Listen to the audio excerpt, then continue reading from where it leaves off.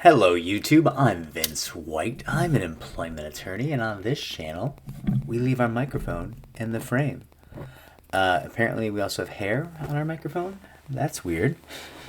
That's strange. On this channel, we answer publicly posted questions from YouTube users, getting folks the answers they need from an employment attorney. We have a question here from YouTube user Frankie, who says, would you make a video concerning this topic?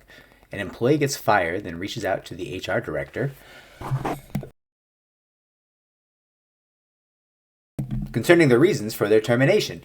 The HR director tells the employee that the reason given to the employee at the time of the termination was all they could tell the employee about it. The HR director has nothing more to say about the termination.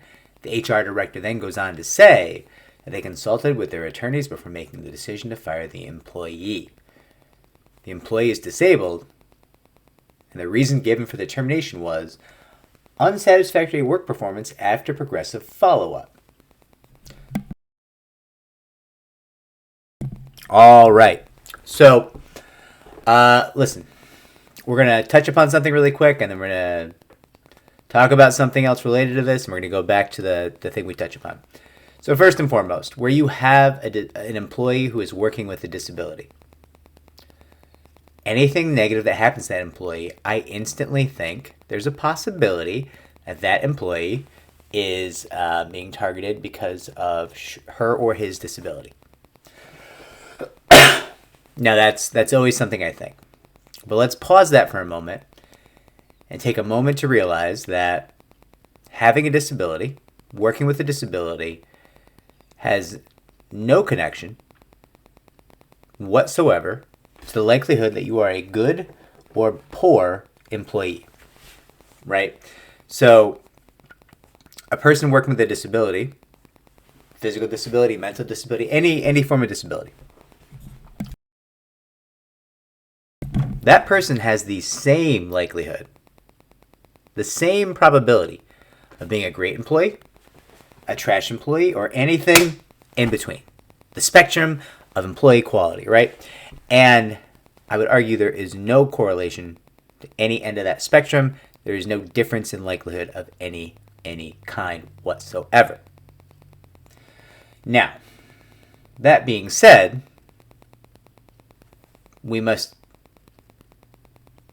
at least think about the fact that an employer that says, hey, your work performance is unsatisfactory, and we did a lot of progressive follow-up, we papered it really well, and we checked with our attorney, and our attorney says, we're fine to fire you. Well, at that point, could they be full of the duty? Yeah, of course.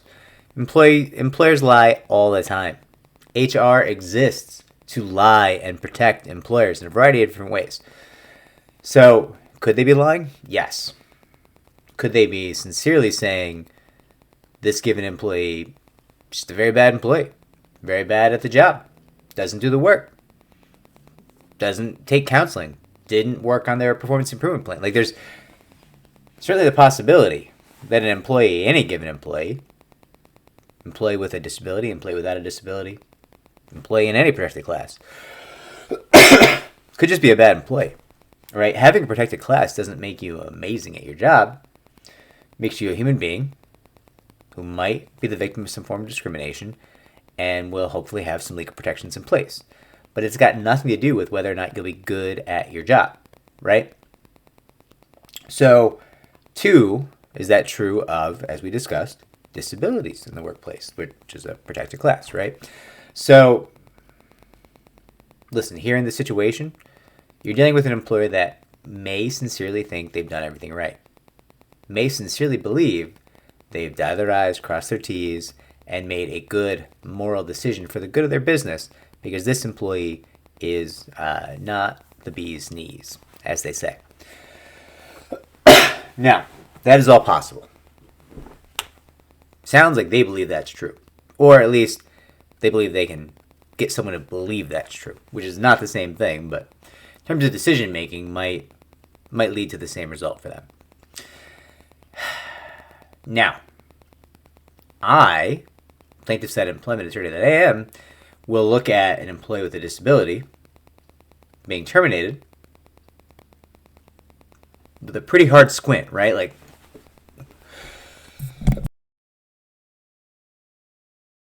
I'm always going to be skeptical. It's my job to be skeptical. I'm not here to be fair. That's not my job. I'm here to do the right thing. I'm not bringing cases against people, or at least I'm trying not to bring cases against people who didn't do anything wrong. But when it comes down to the question of all things being equal, who do I believe? I believe the plaintiff. That's my job. There's hundreds, if not thousands of people arrayed around the whole landscape of employment whose job it is to not believe the employee, to oppose the employee, to keep the employee down, make the employees earn less, make them take their terminations quietly. Like, that's a full industry. There's not too many people who say, hey, it's my job to believe you unless I have a reason not to. So if this given employee that Frankie mentions to us says, so this isn't true. I didn't receive progressive discipline. I wasn't on a performance improvement plan. I was not receiving counseling sessions. And even when they did say things to me, like, I was doing a good job. And here are my metrics. Here's how you can see I was doing a good job. I would say, I believe you. So why are they doing this? And if the answer is, well, I think it's disability discrimination, I tend to potentially believe you. Can you tell me why you feel that way, right? And if the answers make sense, and if the answer to why you feel that way tracks for me, I'm going to say, okay, I can see it then, right? I'm not going to ask a plaintiff, how do I know that you didn't just stink at this job?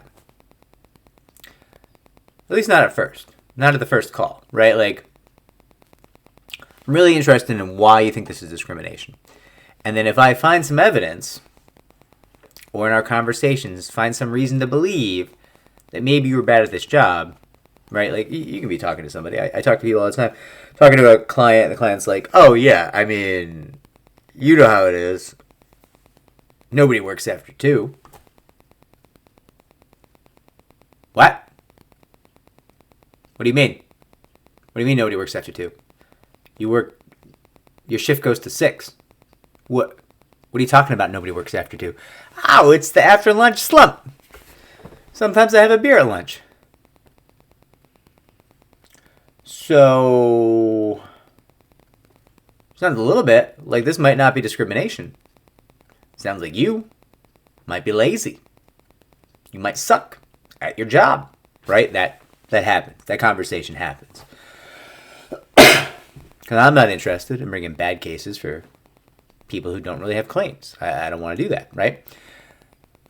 But I'm not going to say in my initial conversation, well, you've got really good reasons why you believe this is discrimination. And the reasons convince me. But even though you've got good reasons, and I find those reasons convincing, I need you to prove that you're an amazing employee. That's tough. That's hard to do. That's going to go beyond what I think the average plaintiff is going to be able to do in an initial client call. Now, listen, I've had a lot of conversations where, I see a case and the case looks great, but the person's got 35 latenesses. That's not great. Why do you have 35 latenesses? Oh, well, I mean, I'll be there, but they won't let me clock in. Why not? They make me wait until everyone else clocks in. Why? Because they say I'm on racial slur time, right? Like, oh, right? Like that happens. I've had that conversation. And you're like, okay, that makes sense. That's horrible. That's horrific. This is absolutely, like, this is part of your claim, obviously, right? Now, this is a long-winded way of saying, Frankie, I don't know what I think of that situation. I tend, because of my own role in this whole dynamic, my role, where I am the monster for hire for plaintiffs, for employees, who goes and brings claims for them and hopefully gets them paid, right? My role in that whole part, this whole opera, makes me think that, well, that sounds like discrimination to me. It sounds like discrimination to me. But my desire not to bring junk cases and not to yeet away money on trash lawsuits, my desire to not sue people who haven't done things wrong, all those things conspire to make me say, I would need to hear more. Let's look at the performance improvement plans. Let's look at your discipline. Let's look at what are the metrics in this job. Have you been sent to counseling? Did you have additional training? Did they try to give you initial accommodations? Like, what are we talking about here? Were they clear with the metrics? Do you have very easy to understand goals? Do you have the tools to reach those goals? Are you isolated so you can't reach those goals? Is information available to you to help you reach those goals, or is it being kept from you? Are you working well with your fellow employees, or are they refusing to help you because of some form of discrimination? Or do you not talk to them? Right? Maybe they'd be happy to help you, but you just don't talk to them. And when I ask you why you don't talk to them, I'm like, oh, is it because they're, doing bad things? And it's like, no, I just hate them. Well, why do you hate them if they're not doing bad things? Like, what are we talking about here? Sure, you're allowed to hate them, but you're not allowed to be bad at your job, right? Like, you can really dislike the people you work with. But I assure you, if you're an at-will employee and disliking the people you work with causes you to be bad at your job, bad production, bad safety, bad workplace etiquette, bad workplace communication, whatever it is, well, that's a potential reason to terminate you. Now, if you don't like your coworkers because they're bad people doing bad things and they're committing acts of discrimination or retaliation or sexual harassment, it's a different story, right? So, Frankie, I don't know. I don't know anything about that. I don't know enough about that situation to give you an answer. You're there. I presume you're involved because you're giving me this hypothetical. You know if that individual is a good employee or not. You know because you're there if they're being properly counseled, properly trained, properly given the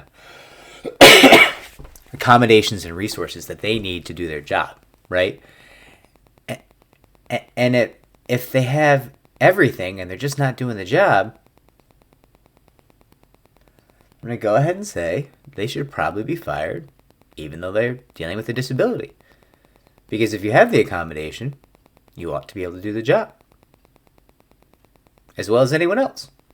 It's not the situation where we say, oh yeah, you're dealing with a disability, so you don't actually have to do the job. That's what idiots say. Right on the internet, people who go on my videos and say like, oh, you just don't want to do your job. That's not the metric. That's not how this works. You come up with the accommodations you need for your disability. They're reasonable or they're not. If they're not reasonable, you're probably not going to have the job because the employer can't accommodate you. But if they are reasonable and the employer grants them to you, the idea is that you go and you do the job. You do it as well as anyone else. Right? I mean, that's the point of the accommodations.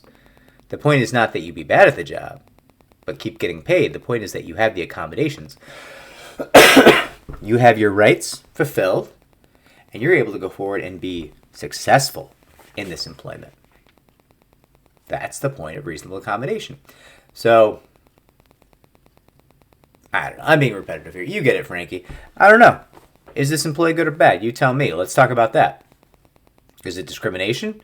Is it targeting? Or is this person just a lazy jerk? Let's talk about it. Let's get some details. We can have further conversation. If this was helpful, like, subscribe, comment down below. Helps our channel to grow. I hope everything's well out there. Take care.